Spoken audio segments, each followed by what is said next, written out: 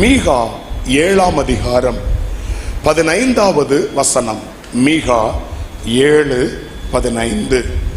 மீகா 7:15. நீ எகிப்து தேசத்திலிருந்து புறப்பட்ட நாளில் நடந்தது போலவே உன்னை அதிசயங்களை காணப்பண்ணுவேன்.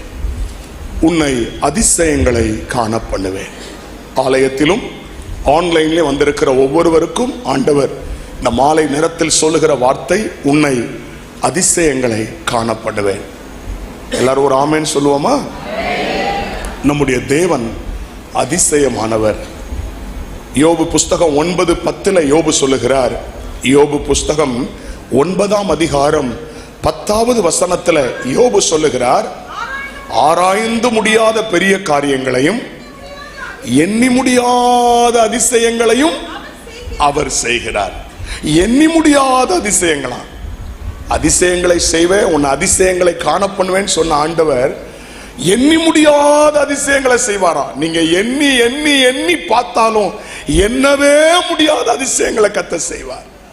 நான் பேச பேச ஒரு ஆமேனாவது சொல்லணும். ஒரு மாதிரி சைஸா இருக்கக்கூடாது. சரிதானா? ஆமா, நல்ல உற்சாகமா ஆமேன் சொல்லணும், அல்லேலூயா சொல்லணும். ஆமேன். ஆவியானவர் அந்த வார்த்தை உங்களை தொட்டுச்சுன்னா நல்ல உற்சாகமா கையை தட்டி கர்த்தரை மையப்படுத்தணும். ஒரு மாதிரி சைஸா இருக்கக்கூடாது. தோத்திரம், கர்த்தர் நல்லவர். அப்போ அதிசயங்களை செய்கிறேன்னு சொன்ன ஆண்டவர் ஆராய்ந்து முடியாத காரியங்களையும் எண்ணி முடியாத அதிசயங்களையும், உங்களால எண்ணவே முடியாத அளவுக்கு, நோட்டு போட்டு எழுத முடியாத அளவுக்கு அவர் அதிசயங்களை செய்து கொண்டிருக்கிறார். அல்லேலூயா, கர்த்தருக்கு மகிமை உண்டாவதாக. நம்முடைய தேவனுக்கு ஒரு பெயர் உண்டு. 136ஆம் சங்கீதம் 4ஆம் வசனத்தை வாசிக்கும் பொழுது, சங்கீதம் 136:4, ஒருவராய் பெரிய அதிசயங்களை செய்கிறவரை துதியுங்கள், அவர் கிருபை என்றும் உள்ளது. நான் சொல்லுவேன், ஒருவராய் பெரிய அதிசயங்களை செய்கிறவரை துதியுங்கள் சொல்லுவேன். நீங்க எல்லாரும் அவர் கிருபை என்றும் உள்ளதுன்னு சொல்லணும். ரெடியா? ஒருவராய் பெரிய அதிசயங்களை செய்கிறவரை துதியுங்கள். ஆண்கள் மட்டும் சொல்லணும், ஒருவராய் பெரிய அதிசயங்களை செய்கிறவரை துதியுங்கள். பெண்கள் மட்டும் சொல்லுங்க, ஒருவராய் பெரிய அதிசயங்களை செய்கிறவரை துதியுங்கள். எல்லாரும் சேர்ந்து சொல்லுங்க, ஒருவராய் பெரிய அதிசயங்களை செய்கிறவரை துதியுங்கள். எல்லாரும் சேர்ந்து ஒரு அல்லேலூயா. தேவனுக்கு மகிமை உண்டாவதாக. இந்த முதல் நாள் மாலை நேரத்தில் ஒரு வசனத்தை ஆண்டவர் உங்களுக்கு தந்து அதுல இருக்கிற ஒரு காரியத்தை உங்களுக்கு வெளிப்படுத்தி ஒரு அற்புதத்தை, அதிசயத்தை செய்வாராக. செப்பனியா 3ஆம் அதிகாரம் 20வது வசனம். இன்றைக்கு மாலை நேரத்தில் அவர் செய்ய போகிற அதிசயம். செப்பனியா 3:20. அக்காலத்திலே கூட்டிக் கொண்டு வருவேன், அக்காலத்திலே சேர்த்து கொள்வேன். உங்கள் சிறையிருப்பை திருப்பும் போது ஜனங்களுக்குள்ளும் என்று கர்த்தர் சொல்லுகிறார். எல்லாரும் சேர்ந்து ஒரு ஆமென் சொல்லுவோமா? உன்னை அதிசயங்களை காண பண்ணுவேன் சொன்ன ஆண்டவர் இந்த முதல் நாள் மாலை நேரத்தில் உங்களுக்கு கொடுக்கிற வார்த்தை என்ன தெரியுமா? உன் சிறையிருப்பை மாற்றுவேன். உன் சிறையிருப்பை நான் மாற்றுவேன். கவனியுங்கள், உன் சிறையிருப்பை மாற்றுவேன் என்று கர்த்தர் சொன்ன உடனே நீங்க நினைக்கலாம், நான் ஜெயிலையா இருக்கிறேன், நான் என்ன சிறைச்சாலையிலையா இருக்கிறேன், என் சிறையிருப்பை கர்த்தர் மாற்றுறதுக்கு நான் என்ன ஜெயிலையா இருக்கிறேன்? அருமையான தேவனுடைய பிள்ளைகளே, சிறைச்சாலையில் இருக்கிறவர்கள் மட்டும் ஜெயில இல்ல, சிறையிருப்புல இல்ல. நாம நினைக்கிறோம் ஜெயில இருக்கிறவங்க தான் சிறைப்பட்டு இருக்கிறாங்கன்னு. இன்றைக்கு அநேகர் ஜெயில இல்ல, வெளியே தான் இருக்கிறோம். ஆனா வெளியே தெரியாத சிறையிருப்புகள் நமக்குள் இருக்கிறது. சிலருடைய கட்டுகள், சிலருடைய சிறையிருப்பு வெளியே தெரியும், சிலருடைய சிறையிருப்பு வெளியே தெரியாது. வெளியே தெரியாததுனால நாம விடுதலையா இருக்கோம் நினைச்சிடக்கூடாது. அருமையான தேவனுடைய பிள்ளைகளே, இன்றைக்கு ஆண்டவர் வாக்கு கொடுக்கிறார், உன்னை அதிசயங்களை காண பண்ணுவேன், உன் சிறையிருப்பை மாற்றுவேன். நம்முடைய தேவனால் சிறையிருப்பை மாற்ற முடியும். 400 வருஷம் தம்முடைய ஜனங்கள் சிறைப்பட்டு கிடந்தார்கள். 400 வருஷம், இனி அவ்வளவுதான் முடிந்தது, எகிப்திலேயே நம்முடைய வாழ்க்கை முடிந்துவிடும் என்று நினைத்தார்கள். ஆனால் தேவன் ஆமென் ஆபிரகாமுக்கு சொன்னது போல 400 வருஷம் கழித்து ஆண்டவர் மோசேயை அனுப்பி விடுதலை ஆக்கினார். 400 வருட சிறையிருப்பை ஒரு இரவிலே கர்த்தரால் மாற்ற முடியுமானால் 400 வருஷ சிறையிருப்பை, அது சாதாரண சிறையிருப்பு அல்ல, எகிப்தின் சிறையிருப்பு, இருப்பு கால வாசல் என்று சொல்லப்படுகிறது. எவரும் எளிதாக வெளியே வர முடியாது.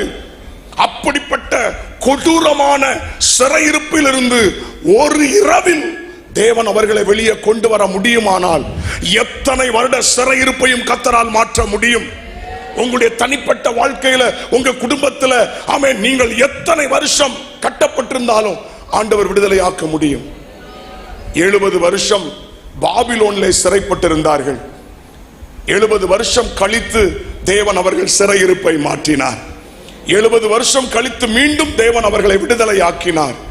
இந்த சத்தத்தை கேட்கிற தேவ பிள்ளைகளே, 400 வருட சிறையிருப்பை மாற்றினவர், 70 வருட சிறையிருப்பை மாற்றினவர். ஆமென். 18 வருஷமாய் பிசாசு ஒரு சகோதரியை கட்டி வைத்திருந்தான். இயேசு அன்றைக்கு அவளை விடுதலை ஆக்கினார். ஆபிரகாமின் குமாரத்தியை அன்றைக்கு அவர் விடுதலை ஆக்கினார். எத்தனை வருஷம் பேசுங்க, இப்பதானே சொன்ன, எத்தனை வருஷம்? 18 வருஷம். இருந்தது ஆலயத்துல தான். ஒழுங்கா ஆராதனைக்கு வருவா, ஒழுங்கா சர்ச்சுக்கு வருவா, ஆராதனைக்கு வருவா, ஆலயத்துக்கு வருவா. ஆனா உள்ளுக்குள் கட்டப்பட்டிருந்தாள். அவள் எவ்வளவு நிமிர முடியாத கூனியாக இருந்தாள். அவள் நினைத்தால் அது வியாதி என்று. ஆனால் இயேசு சொல்லுகிறார், ஆமென், ஆபிரகாமின் குமாரத்தியை விடுதலை ஆக்குவது ஆமென் அவசியம் என்று 18 வருஷம் கட்டப்பட்டு அவளை விடுதலை ஆக்கினார். ஆனா யாருக்கும் அவ கட்டப்பட்டிருந்தது என்ன செய்யாது. இன்னொன்னு சொல்லட்டுமா, அவளுக்கே தெரியாது நான் கட்டப்பட்டிருக்கேன் என்று. 18 வருஷமா பலவீனம் நினைச்சிட்டு இருக்கிறா, 18 வருஷமா வியாதி நினைச்சிட்டு இருக்கிறா. அவர் நினைச்சிட்டு இருக்கிறா இது வியாதி, மாத்திரை படுத்திருக்கலாம், மருந்துகள் எடுத்திருக்கலாம், மருத்துவர்கிட்ட போயிருக்கலாம். 18 வருஷமா அவளை நிமிர விடாதபடி வைத்திருந்தது. இயேசு அது கட்டு என்று உணர்ந்தார். 18 வருஷம் இருந்த சிறையிருப்பை இயேசு அன்றைக்கு விடுதலை ஆக்கினார். ஒருவேளை இங்கே இந்த சத்தத்தை கேட்கிற தேவ பிள்ளையே, இது வியாதிதான் அல்லது இது ஒரு பிரச்சனை இல்ல, இது எனக்கு தலைமுறையா இருக்கிறது, இப்படித்தான் இருக்கும் நீங்க நினைக்கலாம். ஆனால் குமாரன் இயேசு விடுதலை ஆக்கினால் மெய்யாகவே விடுதலை ஆவீர்கள். ஹல்லேலூயா, தேவனுக்கு மகிமை உண்டாவதாக. எத்தனையோ சாட்சிகளை சொல்ல முடியும். இயேசு ஜீவிக்கிறார், இன்றைக்கும் அவர் அற்புதங்களை செய்கிறார், இன்றைக்கும் விடுதலை ஆக்குகிறார். இந்த சத்தத்தை கேட்கிற யாராயிருந்தாலும் சொல்லுகிறேன், 400 வருட சிறையிருப்பை மாற்றினவர், 70 வருட சிறையிருப்பை மாற்றினவர், 18 வருஷம் கட்டப்பட்டிருந்தவளை விடுதலை ஆக்கினவர் அந்த இயேசு இன்றைக்கும் நம்முடைய சிறையிருப்பை மாற்ற முடியும். அந்த வியாதியை மாற்ற முடியும், அந்த சாப கட்டை உடைக்க முடியும். ஹல்லேலூயா. மனுஷனால் கூடாதது, மனுஷனால் கூடாதது, மனுஷனால் கூடாதது, தேவனால் கூடாத காரியம். கொஞ்சம் நல்லா பேசணும், நாளைக்கு ராத்திரி வரைக்கும் பேசிக்கிட்டே இருக்கணும். என்ன? ஆமா, எனக்கு பதில் பேசிக்கிட்டே இருக்கணும், நான் பேச பேச பேசிக்கிட்டே இருக்கணும், பதில் சொல்லிக்கிட்டே இருக்கணும். கர்த்தருக்கு ஸ்தோத்திரம். ஒரு மாதிரி சீரியஸாலாம் இருந்தீங்கன்னா நான் கூட கொஞ்சம் பேச வச்சுப்பேன் பிறகு. அதனால பேசிக்கிட்டே இருக்கணும், என்ன முறைச்செல்லாம் பார்க்க கூடாது. பிறகு நைட்டு 10 மணி வரைக்கும் போயிடும். ஆமா, ஒழுங்கா ஒத்துழைப்பு குடிச்சா 9 காலுக்கு முடிப்பேன். ஒரு மாதிரி முறைச்சி இறைச்சி பார்த்தீங்கன்னா 10-11 மணி கூட போவோம், அசால்ட்டா கொண்டு போயிடுவேன். கர்த்தருக்கு ஸ்தோத்திரம். அல்லேலூயா. ஆமா, இந்த கூட்டமே உங்களுக்காக தான், உங்க குடும்பங்களுக்காக தான், இந்த சபைக்காகத்தான், இந்த வட்டாரத்தில் இருக்கிற மக்களுக்காகத்தான், அதற்காக தான் இந்த மீட்டிங். கர்த்தருக்கு ஸ்தோத்திரம். ஆகவே எத்தனை வருட பிரச்சனையா இருந்தாலும் கர்த்தரால மாற்ற முடியும். உன்னை அதிசயங்களை காண பண்ணுவார். ஹல்லேலூயா, ஸ்தோத்திரம். ஆண்டவருடைய நாமம் மகிமைப்படுவதாக. ஒருவேளை வெளியே தெரியாத சிறையிருப்புகள் இருக்கலாம், யாருக்கும் தெரியாத கட்டுகள் இருக்கலாம், ஒருவேளை மற்றவர்களுக்கு தெரிகிற விதத்தில் உங்கள் சிறையிருப்பு இருக்கலாம். ஆனால் இன்றைக்கு இந்த முதல் நாள்ல அந்த சிறையிருப்பை கர்த்தர் மாற்றுவாராக. ஹல்லேலூயா. 1 ராஜாக்களின் புஸ்தகம் 8ஆம் அதிகாரம் 47ஆம் வசனத்திலிருந்து 3 வார்த்தைகளை உங்களுக்கு நான் சொல்ல போறேன். 1 ராஜாக்கள் 8:47 வச்சுக்கிடுங்க. அதுல இருந்து ஒரு 3 வார்த்தைகளை உங்களுக்கு நான் சொல்ல போறேன். எடுத்த ஒருவர் முதல்ல வாசிங்க. பரலோகத்தில் இருக்கிற தேவரீர் அவர்கள் விண்ணப்பத்தையும் கேட்டு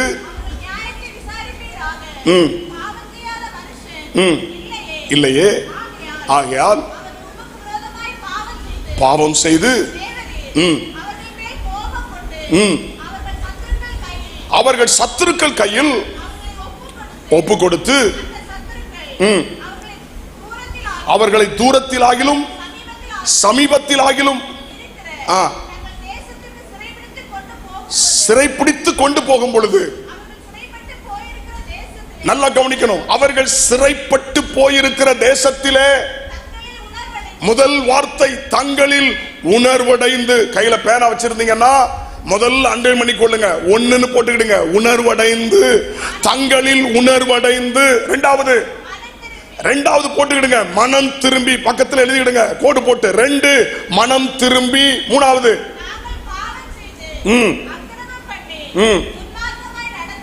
என்று தங்கள் சிறையிருப்பிலே வேண்டுதல் செய்து. 3வது போட்டுக்கிடுங்க, எழுதிக்கிடுங்க, குறிச்சுக்கிடுங்க, வேண்டுதல் செய்து. இங்கே சாலமோன் ஜெபம் பண்ணுகிறான். சாலமோன் ஆலயத்தை கட்டி ஜெபம் பண்ணும் பொழுது தேவ மகிமை ஆலயத்தை நிரப்புகிறது. அந்த மகிமையில ஒரு ஜெபம் பண்ணுகிறான். முழங்கால் படியிட்டு, பாவம் செய்யாத மனுஷன் ஒருவனும் இல்லையே. ஒருவேளை நாங்கள், உம்முடைய ஜனமாகிய நாங்கள் பாவம் செய்து, அக்கிரமம் செய்து, துரோகம் பண்ணி, சமீபத்திலோ தூரத்திலோ நீர் எங்களை சிறையிருப்புக்கு ஒப்பு கொடுத்திருக்கும் பொழுது, இப்படி சொல்றேன், நாங்கள் சிறைப்பட்டிருக்கும் பொழுது, ஆமென், உணர்வடைந்து மனம் திரும்பி நாங்கள் வேண்டுதல் செய்தால் கர்த்தர் கேட்டு எங்கள் சிறையிருப்பை மாற்றுவீராக. கரங்களை உயர்த்தி ஒரு அல்லேலூயா சொல்லுவீங்களா? இந்த ஜெபத்தை சாலமோன் ஏறெடுத்து வைத்தான். ஆமென். இந்த ஜெபம் இன்னைக்கும் இந்த ஜெபம் கிரியை செய்து, இன்னைக்கு யாரா இருந்தாலும் சரி, ஒரு நாட்கள்ல கர்த்தருக்கு பிரியமா இருந்தோம், ஒரு நாட்கள்ல கர்த்தரை சேவித்தோம். ஆனா இன்றைக்கு அப்படி இல்லை. இன்றைக்கு அநேகருடைய வாழ்க்கையில சிறையிருப்பு இருக்கிறது. சில தீய பழக்க வழக்கங்கள்ல சிக்கி இருக்கிறாங்க. வெளியே தெரியாத கட்டுகள் உள்ள இருக்கிறது. அங்கே சாலமோன் ஜெபிக்கிறான், அப்படி என்னுடைய ஜனம், இந்த ஜனம், நீர் தெரிந்து கொண்ட ஜனம் ஒருவேளை சிறைப்பட்டு போவார்களானால், சிறைப்பட்டு இருப்பார்களானால், முதலாவது தங்களில் உணர்வடைந்து. எல்லாரும் சொல்லுங்க, உணர்வடைந்து. திரும்ப சொல்லுங்க. 2வது மனம் திரும்பி. 3வது வேண்டுதல் செய்தால் நீர் அவர்கள் சிறையிருப்பை மாற்றுவீராக. தேவன் அந்த ஜெபத்துக்கு பதில் கொடுத்தார், சரின்னு சொன்னார். இன்னைக்கும் நான் சொல்றேன், ஆமென். ஒருவேளை இந்த இடத்துல இந்த சத்தத்தை கேட்கிற யாராவது வெளியே சொல்ல முடியாத பலவீனங்களோ, பிசாசின் போராட்டமோ, கட்டுகளோ, அல்லது சில ஆண்டுகளாகவே உங்க வாழ்க்கையில சில சிறையிருப்புகளோ இருக்குமானால், ஃபர்ஸ்ட் டே அவர் விடுதலை தருகிறார். இன்னைக்கு நீங்க அநேகர், இன்னைக்கு ஆண்டவர் தொடர்றதை என்னுடைய ஆவியில நான் உணர்றேன். அநேகரோடு பேசுறதை என்னுடைய ஆவியில நான் உணர்றேன். சிலர் நீங்க என்ன ஜெபம் பண்ணிட்டு வந்தீங்களோ அதை நான் இப்ப பேசிட்டு இருக்கிறேன். ஹல்லேலூயா. கர்த்தருக்கு ஸ்தோத்திரம். கர்த்தர் நல்லவர். ஆகவே முதலாவது ஆண்டவர், ஆமென், சாலமோன் சொல்லுகிறார், அவர்கள் உணர்வடைந்து. வேதத்தில் நீங்கள் வாசிக்கும் பொழுது ரோமர் 1ஆம் அதிகாரம் 21ஆம் வசனத்தை 1:21, யாராவது ஒருத்தர் மைக்கில் வாசித்தீங்கன்னா கொஞ்சம் நல்லா இருக்கும், எல்லாரும் கேட்கறதுக்கு. அந்த சகோதரிக்கு ஒரு மைக் ஏதாவது கொடுக்க முடியுமா? வாசிக்கிற யாராவது ஒருத்தருக்கு ஒரு மைக்கு கொடுத்தீங்கன்னா அவங்களுக்கு ஈஸியா இருக்கும், எல்லாரும் கேட்கறதுக்கு வசதியா இருக்கும். வாசிங்கம்மா. அவர்கள் தேவனை அறிந்தும் மகிமைப்படுத்தாமல் ஸ்தோத்தரியாமலும் இருந்து தங்கள் சிந்தனைகளினாலே வீணரானார்கள். உணர்வில்லாத அவர்களுடைய இருதயம் இருளடைந்தது. எல்லாரும் சொல்லுங்க, உணர்வில்லாத அவர்கள் இருதயம் இருளடைந்தது. திரும்ப சொல்லுங்க. நல்ல சத்தமா சொல்லிட்டீங்களா? பரவாயில்லையே.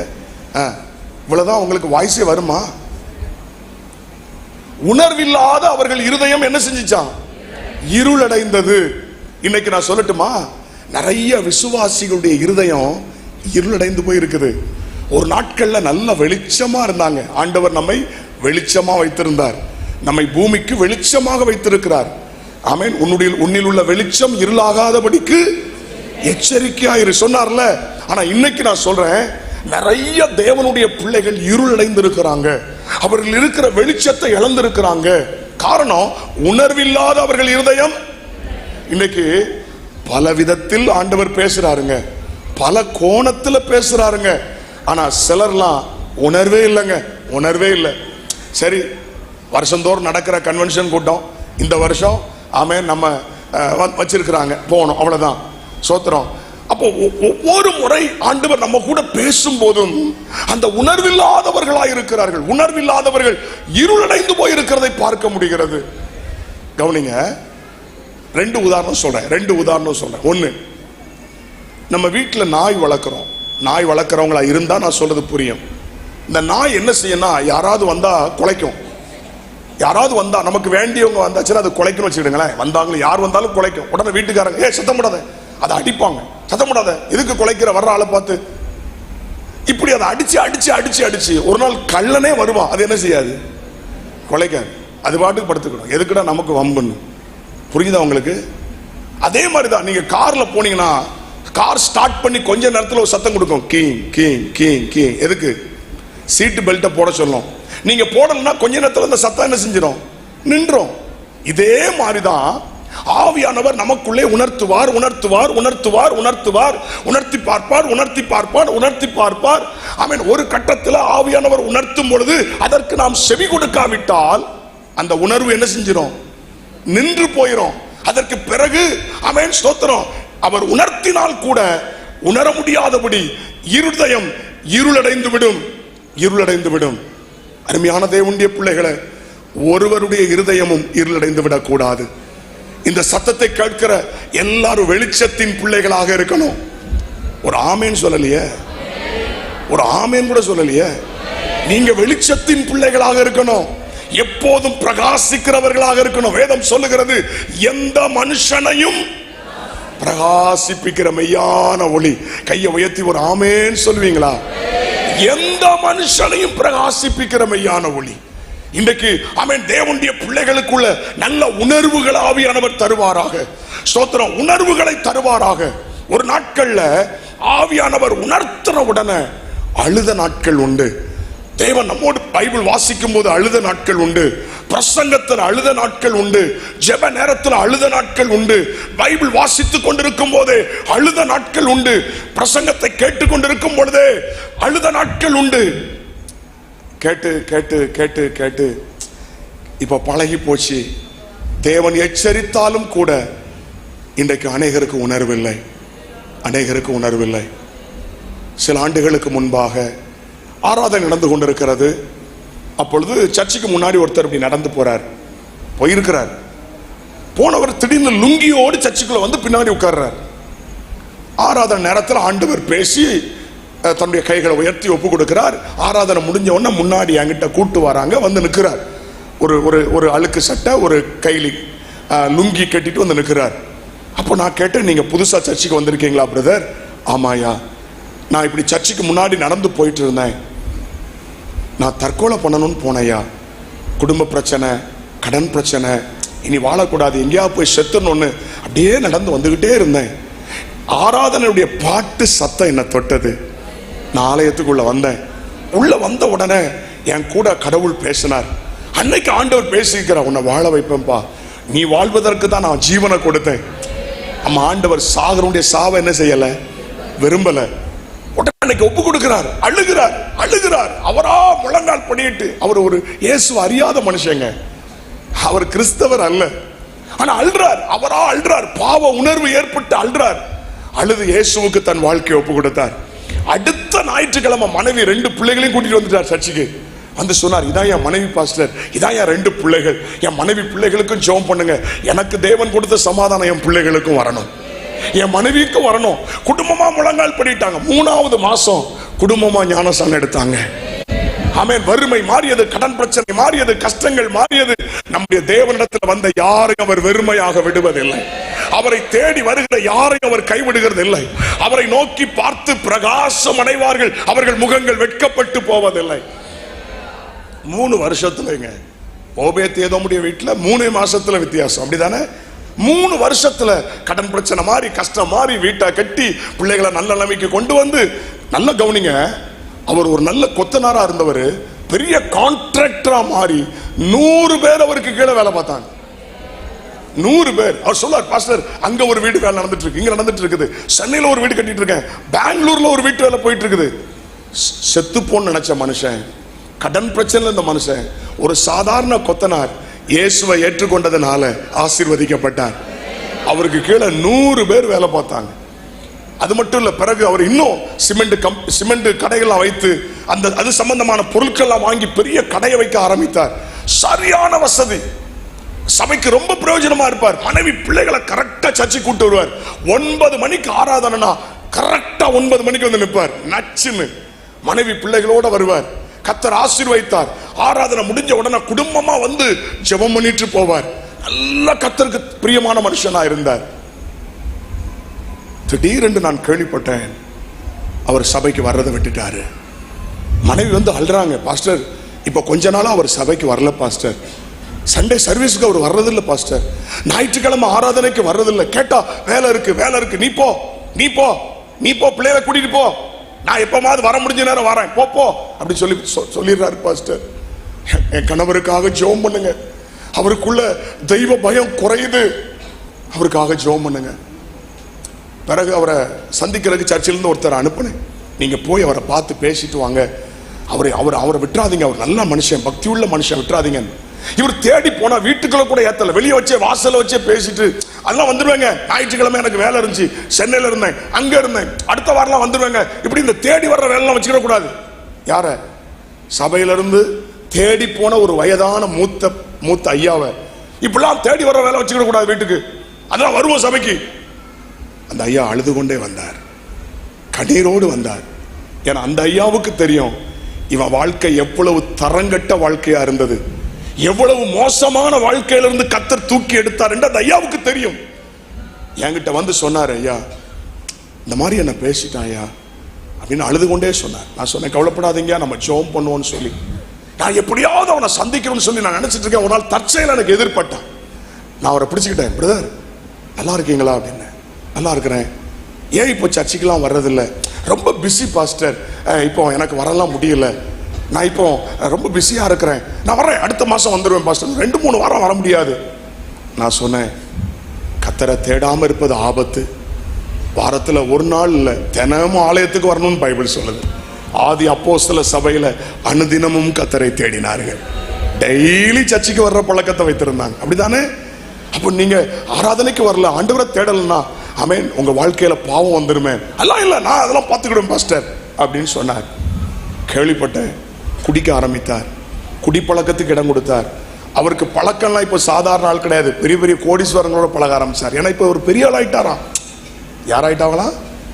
இவர் பெரிய ஆள் ஆயிட்டாராம். ஏன்னா இப்போ பணம் வந்துடுச்சு, லட்சங்கள் கோடிகள் வந்துடுச்சு, இப்ப பெரிய பெரிய ஆட்கள் கூட பழகிறதுனால பார்ட்டிக்கெல்லாம் போறாராம். எச்சரித்தும் கீழ்ப்படியல, உணர்வே இல்லாம போயிடுச்சு. சில நேரத்தில் ஆராதனைக்கு வருவாரு, அப்படி உட்கார்ந்து இருப்பார், அசால்ட் அப்படி உட்கார்ந்து இருப்பார். அவர் எதுலையுமே கவனம் செலுத்த மாட்டார், பாட்டோ ஆராதனையோ செய்தி எதுலையும் அப்படி அசால்ட்டா வந்துட்டு அசால்ட்டா போவார். உணர்வில்லாத இருதயம் இருளடைந்து விட்டது. நான் நினைக்கிற ஒரு 3 மாசம் கழிச்சு ஒரு நாள் இரவு 1:45 எனக்கு ஒரு போன் வருது. ஐயா இந்த நம்பர் உங்களுக்கு தெரியுமா? அந்த நம்பர்ல இருந்து எனக்கு கால் வருது. நான் இவர் நம்ம பிரதர் அல்லவா அப்படின்னு சொல்லி, என்ன பிரதர் அப்படின்னு கேட்க, இல்லை நான் காவல்துறையிலேருந்து பேசுகிறேன், இவர் உங்களுக்கு தெரியுமா? தெரியும், எனக்கு நல்லா தெரியும், எங்கள் சர்ச்சில் உள்ள குடும்பம், அவர் ஆக்சிடென்ட் ஆகி செத்து கிடக்கிறாரியா, விபத்தில் ஆக்சிடென்ட் ஆகி ஸ்பாட் அவுட்டு, நீங்கள் வந்து அவர் ஹெல்ப் பண்ண முடியுமா அவங்களுக்கு பாடியை கொண்டு போகிறதுக்கு அல்லது அவங்க குடும்பத்துக்கு உதவி செய்ய? உடனே இன்னொரு ஐயாவுக்கு ஃபோன் பண்ண, 2 பேரும் ராத்திரி அந்த இடத்துக்கு போனால் அதுக்குள்ளே ஆம்புலன்ஸில் கொண்டு போயிட்டாங்க, மார்ச்சரியில் கொண்டு போய் வச்சுட்டாங்க.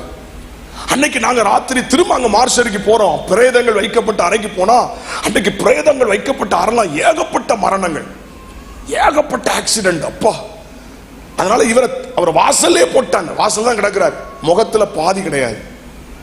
அவரை பார்த்த பொழுது அருகில உட்கார்ந்து அழுதேன். என்னை கூப்பிட்டு போனவர் என்னை எப்படியாவது ஆறுதல் படுத்தி, வாங்க பாஸ்டர் இந்த இடத்துல இருக்க வேண்டாம், நீங்க வாங்க வாங்கன்னு என்னை கூப்பிடுறாரு. எனக்கு அந்த இடத்தை விட்டு வர முடியாம அதுல முழங்கால் படியிட்டு அவர் மேல கை வைத்து அழுதேன். ஆண்டவரே, இப்படி ஒரு சூழ்நிலை ஆயிட்டப்பா, ஆண்டவரே இந்த மனுஷ வாழ்க்கை இப்படி போயிடுச்சே, 2 சின்ன பிள்ளைகள், மனைவி பிள்ளைகள் வாழ்க்கை என்ன ஆகும் என்று கதறினேன். அந்த ஐயா என்ன கையை பிடிச்சி கூட்டு போயிட்டார். நான் சொன்னேன், இந்த விஷயத்தை எப்படி மனைவி பிள்ளைகளுக்கு சொன்னா தாங்குமான்னு தெரியலையே, மற்ற யாரும் சொல்றதுக்கு முன்னாடி நம்ம போய் மெதுவா சொல்லி பக்குவமா அவங்கள பார்த்துக்கிடுவோம்னு சொல்லி அவங்க வீட்டுக்கு போறோம். விடிய காலம் 3:30 மணி. ஆனா வீட்டுல கதவை தட்டுறதுக்கு எங்களுக்கு பலன் இல்லை. அந்த வீட்டு வாசல்லே 2 பேரும் உட்கார்ந்துகிட்டே இருக்கிறோம். எப்படி விடிஞ்ச உடனே மெதுவா பேசுவோம்னு சொல்லி ஒரு 4:45 5 மணி இருக்கும். ஓன்னு ஒரு சத்தம் கேட்டுச்சுது. யாரோ போன் பண்ணி சொல்லிட்டாங்க, இந்த மாதிரி உன் ஹஸ்பண்ட் இறந்துட்டாருன்னு. ஒரு சத்தம் கேட்டுச்சுங்க. அவங்க மகா வந்து உடனே கதவை திறந்தா நான் உள்ள போனா அது மென்டல் ஆயிட்டு. அந்த ஒரு சத்தம் தான். அதுக்கு பிறகு என்ன நடந்ததெல்லாம் தெரியாது. அது பாட்டுக்கு சிரிச்சுக்கிட்டு, அது பாட்டுக்கு அடக்காரது நடக்குது புருஷனுக்கு, அது பாட்டு சிரிச்சுக்கிட்டு இருந்தது. மனநிலை பாதிக்கப்பட்டு போயிட்டு பிள்ளைகள் எல்லாம் கைவிடப்பட்டார்கள். ஸ்தோத்திரம். மனுஷனுக்கு செம்மையாய் தோன்றுகிற வழி உண்டு, அதன் முடிவோ மரணம். அதன் முடிவோ மரணம். அந்த அடக்க ஆராதனை எவ்வளவு வேதனையோடு நடத்தியிருப்போம் பாருங்க. ஒவ்வொரு குடும்பங்களும் ஆசீர்வதிக்கப்படும் போது, வீடுகளை கட்டும் போது, வாகனங்களை வாங்கும் போது, திருமணங்களை செய்யும் பொழுது எவ்வளவு மகிழ்ச்சியோடு அதை செய்யறோம். ஆனா அடக்க ஆராதனைகளை எவ்வளவு வேதனையோடு நடத்துறோம். நாங்க கண்ணீரோடு அதை செய்யறோம். காரணம், உணர்வில்லாத இருதயம் முடிச்சிருங்க இருள் அடைந்தது. இன்னைக்கும் நிறைய பேர் பிரசங்கத்தை கேட்டு கேட்டு கேட்டு கேட்டு கேட்டு ஜபத்தை கேட்டு கேட்டு கேட்டு கேட்டு அவங்களுக்கு உணர்வே இல்லாம போயிடுச்சு. தேவன் நமக்கு நல்ல உணர்வுள்ள இருதயத்தை தருவாராக. அப்போஸ்தலர் 2:37 வாசிக்கும் பொழுது, அப்போஸ்தலர் 2ஆம் அதிகாரம் 37வது வசனத்தை வாசிக்கும் பொழுது, குத்தப்பட்டவர்கள் ஆகி, இப்பொழுது பேதுரு பிரசங்கம் பண்ணுகிறான். இதை அவர்கள் கேட்ட பொழுது இருதயத்தில் குத்தப்பட்டவர்கள் ஆகி பேதுருவையும் மற்ற அப்போஸ்தலரையும் பார்த்து சகோதரரே சகோதரரே நாங்கள் என்ன செய்ய வேண்டும் என்றார்கள். எல்லாரும் சேர்ந்து ஒரு ஆமென் சொல்வீங்களா? இருதயத்திலே குத்தப்பட்டவர்களாய் ஆண்டவருடைய வார்த்தையை பேதுரு பிரசங்கித்துக் கொண்டிருக்கும் பொழுது இருதயத்திலே குத்தப்பட்டவர்களாய், சகோதரரே நாங்க என்ன செய்யணும்? இன்றைக்கு இந்த சத்தம் எழும்பட்டும். ஐயா, நாங்க என்ன செய்யணும்? நாங்க தேவனை விட்டு தூரமா இருக்கிறோம். ஆமென். உணர்வில்லாம போயிட்டோம். தேவ பிரசன்னத்தை இழந்து நிற்கிறோம். ஒரு பாரம்பரிய ஆவிக்குரியவர்களாய் மாறிக்கொண்டிருக்கிறோம். ஆண்டவரே, நாங்க என்ன செய்யணும்? அந்த உணர்வுள்ள இருதயத்தை கர்த்தர் தருவாராக. ஒரு ஆமென் சொல்வீங்களா? சில மாதங்களுக்கு முன்பாக ஞாயிற்றுக்கிழமை ஆராதனை முடிஞ்சது. ஒவ்வொருத்தருக்கா ஜோம்னிட்டு இருக்கும்போது ஒருத்தர் மட்டும் அழுதுகிட்டே இருந்தார். அப்போ நான் கேட்டேன், ஏன் அழுதுகிட்டே இருக்கிறார்? அவருக்கு எதுவும் மனபாரமா? தெரியல பாஸ்டர், நாங்கள் எவ்வளோ சொல்லி பார்க்குறோம், அவர் அழுதுகிட்டே இருக்கிறார். நான் கடைசியாக போய் பக்கத்தில் போய் அவர் ஷோல்டரில் கை வச்சு, என்ன பிரதர், எதுவும் உங்களுக்கு பிரச்சனையான்னு கேட்டேன். அவர் சொல்கிறாரு, நான் இவ்வளோ பெரிய பாவியாக இருந்திருக்கிறேனே, ஐயோ நான் இவ்வளவு கர்த்தரை துக்கப்படுத்தி வாழ்ந்திருக்கிறேனே. அதாவது எத்தனையோ வருஷம் சபைக்கு வந்திருக்கிறார், அன்னைக்கு ஆவியானவர் அவரை தொட்டிருக்கிறார். அது பாட்டுக்கு வருவார், அது பாட்டுக்கு போவார். ஆனா அன்னைக்கு தான் ஆவியானவரால் தொடப்பட்டு தன் வாழ்க்கையை முழுசா ஆண்டவருக்கு அர்ப்பணித்து அழுறார். அவர் ஆறுதல் படுத்த முடியாத அளவுக்கு, ஐயோ நான் இவ்வளவு பெரிய பாவியா இருந்திருக்கிறேன், இவ்வளவு ஆண்டவரை துக்கப்படுத்தி இருக்கிறேன், ஐயோ நான் இப்படி அருவருப்பா வாழ்ந்திருக்கிறேன்னு சொல்லி அழுது தன் வாழ்க்கையை ஆண்டவருக்கு ஒப்பு கொடுத்தார். கரங்களை உயர்த்தி ஒரு அல்லேலூயா சொல்லுவீங்களா? என்னுடைய தகப்பனார் ஒரு போதகர், என்னுடைய தகப்பனார் ஒரு போதகர், நான் ஒரு பாஸ்டர் பையன். ஆனா எனக்கு இந்த ஆவிக்குரிய வாழ்க்கையில் ரொம்ப இன்ட்ரெஸ்ட் இல்லை. ஆனா என்ன செய்வேன்னா, ஞாயிற்றுக்கிழமை எங்க அப்பாவுக்கு நான் ஹெல்ப் பண்ணுவேன். என்ன ஹெல்ப் பண்ணுவேன்னா, அவங்க பாட்டு பாடும்போது ட்ரம் வாசிப்பேன், ட்ரம் அடிப்பேன். அப்ப இப்பெல்லாம் கீபோர்டு கிட்டார்லாம் இருக்குல்ல, அப்போ அப்படி கிடையாது. அப்போ இந்த ட்ரம் வாசிக்கிறதுல அப்பாவுக்கு ஹெல்ப் பண்ணுவேன். பாட்டு பாடுவாங்க, நான் ஹெல்ப் பண்ணுவேன். அப்போ சின்ன சர்ச், அது மொத்தமே ஒரு 20 பேர் தான் அப்போ இருந்திருப்பாங்க. அப்போ நான் அப்படி ஹெல்ப் பண்ணுவேன். பாட்டு பாடி முடிஞ்ச உடனே நான் காணாம போயிடுவேன், அவ்வளவுதான். பிறகு எல்லா ஆராதனை முடிஞ்ச பிறகு சாப்பிட்ற நேரத்தில் கரெக்டாக வந்துடுவேன். எங்க அப்பா அம்மா அடிக்கடி சொல்லுவாங்க, டே முழு ஆராதனைக்கு கூட உட்கார மாட்டேங்கியடா, நீ பாஸ்டர் பையன்டா. நீங்க பாருங்க, ரொம்ப அழுத்தம் கொடுத்தீங்கன்னா அப்புறம் ட்ரம் வாசிக்கிறதே வாசிக்க மாட்டேன் அப்படின்னு சொல்லி மிரட்டிடுவேன். எங்க அப்பா அம்மா எவ்வளோ சொல்லி பார்த்தாங்க, நான் கேட்கல. எனக்கு ஆமாம் அதில் இன்ட்ரெஸ்ட் அதிகமாக இல்லை, அதில் ஈடுபாடு இல்லை. ஆனா விசுவாசிகள் சொல்லுவாங்க, தம்பி நீ ட்ரம் அடிச்சா நல்ல அபிஷேகம் வருது தம்பி, நீ எப்படியாவது வந்து, நமக்கு தான் தெரியும் நம்ம வாழ்க்கை எப்படி இருக்குன்னு. ஆனா அவங்க வந்து சொல்லுவாங்க, நீ ட்ரம் அடிச்சா நல்லா இருக்குப்பா, நீ எங்கப்பா போன வாரம். நான் நினைச்சுக்கிட்டேன் சும்மா நம்மளை உசுப்பேத்துறாங்க. அருமையான தேவனுடைய பிள்ளைகளை, துன்மார்க்கமாய் போயிட்டேன். என்னென்ன பாவங்கள் உண்டோ எல்லா பாவத்திலும் ஈடுபட்டேன். அசுத்தங்கள் அருவருப்புகளுக்குள்ள போயிட்டேன். ஒரு கட்டத்துல மரண பயத்தினால எனி டைம் கொல்லப்படலாம் அந்த இடத்துக்கு நான் போயிட்டேன். வீட்டில் வசிக்க முடியாத அந்த அளவுக்கு மோசமான சூழ்நிலை. உடனே என்ன செஞ்சாங்க தெரியுமா? எங்க அப்பா அம்மா எனக்கு நல்ல புத்திமதி சொல்ல ஆரம்பிச்சாங்க. புத்திமதி சொன்னா கேட்க செய்வோம், நம்ம அதெல்லாம் தாண்டி போயிட்டோம்ல. கூப்பிட்டு வச்சு பேசினாங்க, டேய் நீ அப்படி இருக்கணும்டா, இப்படி இருக்கணும்டா, உன்னை குறித்து தேவன் அப்படி சொல்லியிருக்காருடா, இப்படி சொல்லியிருக்காருடா. நான் எதையுமே கேட்க மாட்டேன். பிறகு அடுத்த கட்டமாக அவங்களுக்கு தெரிஞ்ச ஊழியக்காரங்களெல்லாம் கூப்பிட்டு வந்து அவனுக்கு எனக்கு புத்திமதி சொல்லுவாங்க. வர்ற ஊழியக்காரெல்லாம் உட்கார்ந்து ஆதி ஆகமத்துல இருந்து வெளிப்படுத்தின விசேஷம் வரைக்கும் பேசுவாங்க. ஒருத்தர்லாம் காலையிலிருந்து சாயந்தரம் வரைக்கும் என்கிட்ட பேசினார். 5 மணிக்கு வரைக்கும் பொறுமையா இருந்துட்டு கேட்டேன், இதெல்லாம் நீங்க முதல்ல கடைபிடிக்கிறீங்களான்னு. அந்தால போயிட்டாரு. அதுக்கு பிறகு நான் அவரை இன்னைக்கு வரைக்கும் பார்க்கல. பல விதத்துல எனக்காக ஊழியக்காரங்களை குழந்தை பேசி பார்த்தாங்க, ஜெபம் பண்ணி பார்த்தாங்க, நடக்கல. பிறகு அடுத்த கட்டமா பார்த்தாங்க, அடி உதவுற மாதிரி அண்ணன் தம்பி உதவ மாட்டான்னு சொல்லுவாங்க.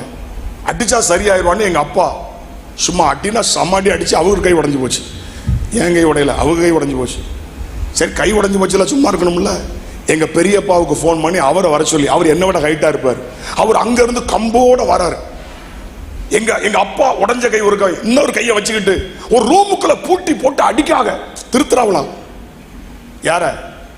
மகனை திருத்துறாங்களாம். அட்டினா 2 பேரும் அடிக்காங்க. என் வாழ்க்கையில மறக்கவே முடியாது. கதவை பூட்டி வச்சு எங்க பெரியப்பாவும் அப்பாவும் அட்டின்னு அடிச்சு 2 பேர் கம்பு ஒட்டையுது. நான் கேட்டேன் வேற அப்படின்னு. அதோட போனவர் தான் எங்க பெரியப்பா. இன்னைக்கு வரைக்கும் அவர் இறந்து போயிட்டார். நான் அதுக்கு பிறகு என்கிட்ட பேசவே மாட்டார் மனுஷன். அதுக்கு பிறகுதான் எங்க அம்மா சொன்னாங்க, அவனை இனி நீங்க திருத்த வேண்டாம், என்கிட்ட கொடுங்க, நான் பாத்துக்கிறேன்னு சொல்லிட்டாங்க. எங்க அப்பாட்ட சொல்லிட்டாங்க, இனி நீங்க பையனை பற்றி எதுவுமே கேர் பண்ண வேண்டாம், உங்களால முடிஞ்ச முயற்சியெல்லாம் நீங்க எடுத்துட்டீங்க, அவனை என்கிட்ட கொடுங்க, நான் பாத்துக்கிறேன். உடனே எங்க அம்மா என்ன செஞ்சாங்கன்னு எனக்கு தெரியாது. எங்க அம்மா ஒரு டீச்சர்.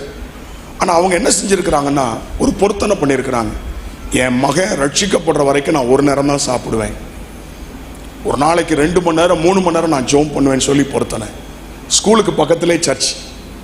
ஆகவே மதியம் மட்டும்தான் சாப்பிடுவாங்க, காலையிலே சாயந்தரமும் சாப்பிட மாட்டாங்க. காலையில சாயந்தரம் போய் சர்ச்சில் போய் முழங்கால் படிட்டு ஜெபம் பண்ணுவாங்க. எத்தனையோ நாட்கள் ஸ்கூல்ல மயங்கி விழுந்திருக்காங்க, நான் போய் தூக்கிட்டு வந்திருக்கிறேன். அப்ப கூட நீ உனக்காக தாண்டா நான் உபவாசம் இருக்கேன்னு சொல்லவே இல்லை. நான் சொல்றது 1 வருஷம் அப்படி செஞ்சாங்க. ஒரு நாளைக்கு 1 நேரம் மட்டும் தான் சாப்பிடுவாங்க. எதற்காக? என் மகன் ரட்சிக்க பண்ணும், என் மகன் துன்மார்க்கமா இருக்கிறான், பாவத்தில் இருக்கிறான், திருந்த மாட்டேங்கிறான். 1 வருஷம் 1 நேரம் தான் சாப்பிட்டாங்க. அந்த ஜெபம் என்னை தொட்டது. ஒரு வாலிபர் முகாமுக்கு என்ன அனுப்பியிருந்தாங்க. எப்படி அனுப்புனாங்கன்னா, அன்னைக்கு அந்த காலத்திலேயே 100 ரூபாய் தாரேன் நீ போன்னு சொன்னாங்க. 1 ரூபாயை பார்க்கறதே பெருசு. 100 ரூபாய் தாரேன்னு ஒன்ன ரொம்ப சந்தோஷம். 3 நாள் கேம்ப். முத நாள் போய் அட்டெண்டன்ஸ் போட்டு அடுத்த 2 நாள் ஜாலியா என்ஜாய் பண்ணலாம். 100 ரூபாய் வாங்கிட்டு கேம்புக்கு போனேன். இதே மாதிரி ஒரு வாலிபர் முகாம். அந்த வாலிபர் முகாம்ல பின்னாடி உட்கார்ந்து இருந்தேன். அப்போ ராபர்ட் ஒருத்தர் பிரசங்கம் பண்ணார். வயசு 28 அவருக்கு, வாலிபன். அவர் தான் அன்னைக்கு பிரசங்கம் பண்றார். நான் பின்னாடி உட்கார்ந்து இருக்கிறேன். அப்படியே சேர்ல உட்கார்ந்து, நமக்கு தெரியாதா இந்த பாயிண்ட்டுக்கு அடுத்து இதான் பேசுவாரு, அடுத்தது இந்த பாயிண்ட் இதான் பேசுவாரு. நான் பின்னாடி இருந்து சொல்லிட்டே இருக்கேன். பக்கத்துல இருக்கவங்க எப்படி அவனுக்கு தெரியும், கரெக்டா சொல்றாரு. நான் சின்ன வயசுல இருந்து கேட்டு இருக்கேன்டா, இதுக்கு அடுத்ததுன்னா இப்படிதான் சொல்லுவார், இதுக்கு அடுத்ததுன்னா இந்த வசனத்தை சொல்லுவார். நான் சொல்ல அவர் சொல்றாரு. அந்த அளவுக்கு வயிற்றுலயே நம்ம கேட்ட ஆட்கள். பின்னாடி ரொம்ப அசால்ட்டா அப்படி பேசிக்கிட்டு அப்படி உட்கார்ந்துட்டு இருக்கிறேன். அவர் பிரசங்கம் பண்ணிட்டு இருக்கும்போது, அவர் பிரசங்கம் பண்ணிட்டு இருக்கும்போது என்னை அறியாமல் அந்த ஆலயம் முழுவதும் தேவ மகிமை இறங்கிட்டு என் கண்ணுக்கு அவர் மட்டும்தான் தெரியுது, கூட இருக்கிற யாரும் தெரியல. அவர் எனக்கு நேர கை நீட்டி பேசுறார். நீதான், உன்னை ஆண்டவர் நேசிக்கிறார், உன்னை விட மாட்டார், உன்னை தாயின் கருவில் தெரிந்து கொண்டார், நீ அவருக்கு தேவை, இன்றைக்கு நீ மனம் திரும்பு. இவர் என்ன மட்டும் கையை நீட்டி பேசுறாரு. 400 வாலிபர்கள் உட்கார்ந்து இருக்கிறாங்க, எனக்கு நேர கையை நீட்டுறாருன்னு சொல்லி நான் பயப்படுறேன். பயந்து அப்படியே முழங்கால் படிடுறேன். 40 நிமிஷம் அழுது ஜெபம் பண்ணிருக்கிறேன். அவ்வளவு கடினமான ஆளு. 40 மினிட்ஸ் வாலிபர் முகாமே முடிஞ்சு அவர் பிரசங்கம் முடிஞ்சு போயாச்சு. ஆனா நான் முழங்கால நிற்கிறேன். 40 நிமிஷம் நான் முழங்கால இருக்கிறேன். என் வாழ்க்கையை ஒப்பு கொடுத்து அழுது நான் செய்த பாவங்கள் எல்லாம் அறிக்கையிட்டு அன்று என் வாழ்க்கையில் இயேசு வந்தார். 1990 ஆண்டு ஏப்ரல் மாதம் 9ஆம் தேதி மாலை 4 மணிக்கு என் வாழ்க்கையை இயேசுவுக்கு கொடுத்தேன். என் பிறந்த நாளை விட நான் ரட்சிக்கப்பட்ட நாளுக்கு முக்கியத்துவம் கொடுப்பேன். இன்னைக்கு வரைக்கும் நான் பிறந்த நாள் கூட மறந்துடுவேன், ஆனா நான் ரட்சிக்கப்பட்ட நாளை மறப்பதில்லை. ஆமென். அடிக்கடி சொல்வேன், 1990 ஆண்டு ஏப்ரல் மாசம் 9ஆம் தேதி மாலை 4 மணிக்கு என் வாழ்க்கையை கர்த்தர் தொட்டார். நான் மறுபடியும் பிறந்த நாள். ஹல்லேலூயா. ஆலோசனை சொல்லும் போது நான் ரட்சிக்கப்படல, அடிச்ச போது நான் ரட்சிக்கப்படல. அவங்க ஜெபம் எனக்குள்ளே உணர்வை கொண்டு வந்தது. புருஷனுக்காக ஜெபம் பண்ணுங்க, ரட்சிக்கப்படாத பிள்ளைகளுக்காக ஜெபம் பண்ணுங்க, ரட்சிக்கப்படாத மனைவிக்காக ஜெபம் பண்ணுங்க, தொடர்ந்து துன்மார்க்கத்தில் இருக்கிறவர்களுக்காக ஜெபம் பண்ணுங்க. நீங்க சொல்லி யாரும் மாறப்போவதில்லை, ஆனா உங்க ஜெபம் மாற்றத்தை கொண்டு வரும். எத்தனை பேர் இதை விசுவாசிக்கிறீங்க? பிள்ளைகள் ரட்சிக்கப்படலையா? பிள்ளைகள் துன்மார்க்கமா இருக்கிறாங்களா? பிள்ளைகள் பாவத்தில் வாழ்றாங்களா? புருஷன் குடிப்பழக்கத்துக்கு அடிமையா இருக்கிறாரா? என்ன சொன்னாலும் வாழ்க்கை மாறலையா? எத்தனை நஷ்டம் வந்தும் திருந்தலையா? தேவ பிள்ளையே, உங்க ஜெபம் உங்க கண்ணீர் மாற்றத்தை கொண்டு வரும். எங்க அம்மாவுடைய ஜெபமும் கண்ணீரும் இன்னைக்கு என்னை ஊழியக்காரனாக நிறுத்தி இருக்கிறது. வெறும் ஊழியக்காரனாக மட்டுமல்ல, இன்றைக்கு ஆண்டவர் ஒரு சபைக்கு போதகராய் என்னை வைத்திருக்கிறார். ஆமென். 3000 விசுவாசிகளை கர்த்தர் எனக்கு தந்திருக்கிறார். 25 சபைகளுக்கு நான் தலைமை போதகராக போய் இருக்கிறேன். கர்த்தருக்கு ஸ்தோத்திரம். போகிற இடமெல்லாம் ஜனங்களை கர்த்தர் தொடுகிறார். ஆமென். ஒரு நபர் எனக்காக கிரயம் செலுத்தினார்கள், எனக்காக அழுதார்கள், எனக்காக ஜெபம் பண்ணினார்கள். முழங்கால் படியிட்டு ஜெபித்து ஜெபித்து 2 முழங்கால்களும் முட்டமாகி விட்டது. எங்க அம்மாவுக்கு 2 முழங்கால்களும் முட்டமாகி விட்டது. இன்னைக்கு வரைக்கும் நடக்க முடியாது. 80 வயசு அவங்களுக்கு. இன்னைக்கு வரைக்கும் அவங்க நடக்க முடியாதுங்க. 2 கால்களும் முட்டமாகி விட்டது. முழங்கால 2 ஜெபம் பண்ணியே எங்க எல்லாத்தையும் ஆண்டவருக்குள்ள கொண்டாங்க. ஹல்லேலூயா. உங்க கணவருக்காக, உங்க பிள்ளைகளுக்காக நீங்க ஜெபிக்கிறீங்களா? நீங்க உபவாசிக்கிறீங்களா? யாரோ ஜெபிக்கணும், யாரோ ஜெபித்த அற்புதம் நடக்கும் இல்லங்க. ஆமென். இந்த வருஷம் உங்க குடும்பத்தை கர்த்தர் ரட்சிக்க போகிறார். உங்க பிள்ளைகளை கர்த்தர் தொட போகிறார். உங்க ஜெபத்துல உணர்வில்லாத இருதயங்களை கர்த்தர் தொடுவார். நிறைய உணர்வில்லாதவர்கள் இந்த ஆண்டு தொடப்படுவார்கள். தீர்க்க தரிசனமாய் சொல்லுகிறேன். ஆமென். உணர்வில்லாத அநேகரை கர்த்தர் தொடுகிற ஆண்டு இது. கரங்கள் எல்லாரும் உயர்த்தி ஒரு ஆமென் சொல்லுவீங்களா? அநேகருடைய வாழ்க்கை மாறும். உணர்வடைந்து சிறையிருப்பு மாறணும்னா என்ன செய்யணும்? உணர்வடையணும். 2வது மனம் திரும்பி. 1 ராஜாக்கள் 8:47 மனம் திரும்பி. உணர்வடைந்தால் மட்டும் போதாது, மனம் திரும்பி. உணர்வடைவது என்பது முதல் கட்டம். 2வது மனம் திரும்பி. சிலர் பார்த்திருக்கிறேன், உணர்வடைறாங்க, அழுகிறாங்க, ஒப்பு கொடுக்கிறாங்க, ஆனா வாழ்க்கையில மாற்றம் இல்லை. கவனிக்கிறீங்களா? ஏன் சிறையிருப்பு மாறல? ஏன் இன்னும் அவங்க வாழ்க்கையில அந்த கட்டுகள் உடையல அப்படின்னு சொன்னா, பிரசங்கத்தை கேட்கும் போது அழுறாங்க, ஒப்பு கொடுக்கிறாங்க, எல்லாம் செய்யறாங்க, ஆனா வெளியே போய் அதே பாவத்தை செய்யறாங்க, அதே தவற செய்யறாங்க.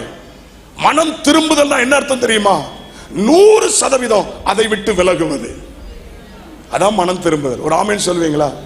பழையவைகள் ஒளிந்து போயின, எல்லாம் புதிதாயின.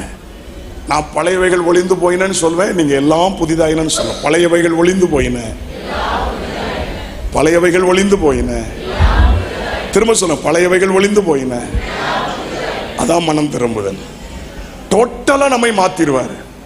100% குமாரன் விடுதலை ஆக்கினால் பரிபூர்ண விடுதலை, 100% விடுதலை. அல்லேலூயா, ஸ்தோத்திரம். அப்போ மனம் திரும்புதல். உணர்வடைந்தால் மட்டும் போதாது, விட வேண்டியதை விடணும், விலக வேண்டியதை விலகணும், பிடிக்க வேண்டியதை பிடிக்கணும். ஆமென். ஆண்டவருடைய நாமம் மகிமைப்படுவதாக. வெளிப்படுத்தல் 2ஆம் அதிகாரம் 5ஆம் வசனத்தை வாசிக்கும் பொழுது, வெளிப்படுத்தல் 2:5 ஆகையால் நீ இன்ன நிலைமையிலிருந்து விழுந்தாய் என்பதை நினைத்து மனம் திரும்பி ஆதியில் செய்த கிரியைகளை செய்வாயாக. இன்னைக்கு நான் சொல்றேன், கவனிங்க. இதுல ஒரு விஷயம் இருக்குது. சிலர் எதுல மனம் திரும்பணும்னா, ஆதியில் செய்த கிரியைகளை திரும்ப செய்யணும். திரும்ப சொல்ல நல்லா கவனிங்க. மனம் திரும்புறது என்பது ரட்சிக்கப்படுறது மட்டுமல்ல, ஆதியில செய்த கிரியைகள், ஆரம்பத்தில் கொண்டிருந்த கிரியைகள். சிலர் கொஞ்சம் கொஞ்சமா காலப்போக்கில் எல்லாம் மாறிடுது. மீண்டும் ஆதி அனுபவத்தை கர்த்தர் நமக்கு தருவாராக. இப்போ கவனிங்க, ஒரு வார்த்தை உலகமெங்கும் இந்தியாவிலையும் பேசப்படுகிறது. என்ன வார்த்தை தெரியுமா? எழுப்புதல். அப்படிதானா? ரிவைவல், எழுப்புதல் என்ற வார்த்தை இன்றைக்கு கேட்கப்பட்டு கொண்டே இருக்குதுல்ல. இங்க பாக்கீங்களா, கவனிக்கீங்களா? எழுப்புதல்னா வேற ஒண்ணு இல்லைங்க, மீண்டும் அந்த பெந்தைக்கோஸ்தே அனுபவம் வருவதுதான் எழுப்புதல். மீண்டும் ஆதி அப்போஸ்தல நிலை வருவதுதான் எழுப்புதல். மீண்டும் ஆவியானவர் ஊற்றப்படுவதுதான் எழுப்புதல். மீண்டும் சபை எழும்புவதுதான் எழுப்புதல். இதுக்கு பேர் தாங்க எழுப்புதல். எழுப்புதல்னா வேற ஒண்ணு நூதனமான ஒண்ணும் கிடையாது. மீண்டும் ஆவியானவர் ஊற்றப்படணும். ஆமென், ஸ்தோத்திரம். ஆவியானவர் ஊற்றப்படும் மட்டும் அப்படித்தான் இருக்கும். ஆனா ஆவியானவர் ஊற்றப்படுவார் ஆனால் வனாந்தரம் வயல்வெளியாகும், வயல்வெளி அடர்ந்த காடாக எண்ணப்படும். கரங்களை உயர்த்தி ஒரு அல்லேலூயா சொல்வீங்களா? இந்த சத்தத்தை கேட்கிற தேவ பிள்ளைகளே, எழுப்புதல்னா வேற ஒண்ணு இல்லைங்க, மீண்டும் பழைய நிலைமைக்கு சபை திரும்பணும். ஆதி நிலைமைக்கு சபை திரும்பணும். மீண்டும் ஆவியானவர் ஊற்றப்படணும். அல்லேலூயா. மீண்டும் ஆவியானவர் ஊற்றப்படணும். மீண்டும் சபை எழும்பணும். மீண்டும் அந்த ஜெப ஆவியை கர்த்தர் கொடுக்கணும். மறுபடியும் சபை எழும்பணும். எத்தனை பேர் அதெல்லாம் விரும்புறீங்க? ஒரு ஆரம்ப நாட்கள்ல இருந்த அந்த விசுவாசம், அந்த ஜெபம், அந்த வைராக்கியம், அந்த பரிசுத்தம் இன்னைக்கு இருக்குதா? இன்னைக்கு இருக்குதா? யோசித்து பாருங்க. ஆதி நாட்கள்ல இருந்த அந்த விசுவாசம், ஆதி நாட்கள்ல இருந்த ஜெபம், ஆதி நாட்கள்ல இருந்த வைராக்கியம், ஆதி நாட்கள்ல இருந்த அந்த அர்ப்பணிப்பு இன்னைக்கு இருக்குதா? யோசித்து பாருங்க. இன்றைக்கு ஆண்டவர் ஆதி நிலைமைக்கு நம்மை திரும்ப கொண்டு வருவாராக. இப்படி சொல்லுகிறேன், ஆதி அப்போஸ்தல அபிஷேகத்தை, ஆதி அப்போஸ்தல அனுபவத்தை கர்த்தர் நமக்கு திரும்ப தருவாராக. எத்தனை பேர் தருவார் என்று விசுவாசிக்கிறீங்க? அதுக்கு பேர் தாங்க எழுப்புதல். எழுப்புதல்னா வேற ஒண்ணும் கிடையாதுங்க. மீண்டும் ஆவியானவர் ஊற்றப்படணும். மீண்டும் சபைகள் எழும்பணும். எங்கும் பிதாவை தொழுது கொள்ளும் காலம் வரணும். எங்க பார்த்தாலும் ஜெபம், எங்க பார்த்தாலும் ஆராதனை, எங்க பார்த்தாலும் இயேசு, எங்க பார்த்தாலும் அற்புதங்கள். ஆமென். சத்ருவின் கிரியைகள் அழிக்கப்பட்டு இயேசு உயர்த்தப்படுவதுதான் எழுப்புதல். அந்த எழுப்புதலுக்காக தான் நம்ம காத்திருக்கிறோம்.